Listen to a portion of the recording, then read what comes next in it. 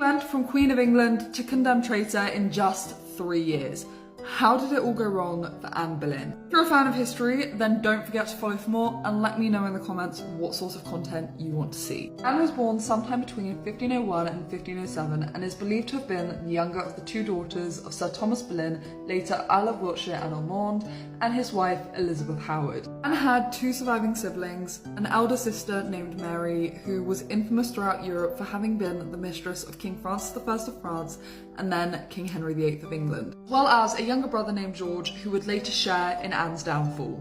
Due to her father's position as a leading diplomat at the court of Henry VIII, Anne spent much of her early years on the continent, first at the court of Margaret of Austria, and then as a maid of honour to Queen Claude of France, where she would remain for nearly 7 years. 7 years that Anne spent at the French court were the most important years of her life. It was at the French court that Anne completed her study of French and developed interests in topics such as art, fashion, poetry, but most importantly, evangelicalism. Anne had a passion for studying reformist books, such as the translations produced by Jacques Lefebvre, and she most likely came under the influence of Marguerite of Navarre, King Francis I's sister, who was the leading evangelical in France at the time, and also the most powerful woman at the French court. It's this burning passion for reform within the church that would later have such a massive influence on the English Reformation. In fact, Anne's years had such an impact on her character that it was widely reported that she was more French than English. Anne was recalled home in 1522 to marry a distant Irish cousin named James Butler to settle an inheritance dispute. However, this plan ended in failure. By the new year of 1522, Anne had secured a place in the household of her future rival, Catherine of Aragon, as a lady-in-waiting at the English court. Anne made her public debut at the English court at the Chateau Vert pageant, held in honour of the imperial ambassadors. In this pageant, Anne played Perseverance, and it was during this time that Anne fell in love. The man that Anne fell in love with was none other than Henry Percy, heir to the earldom of Northumberland.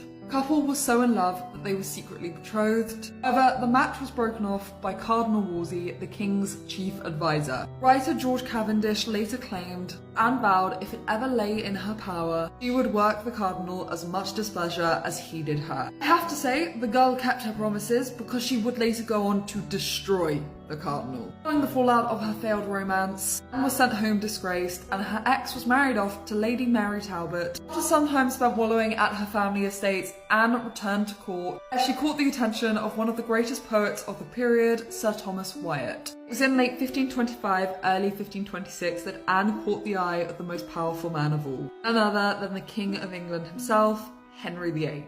Come back for part 2.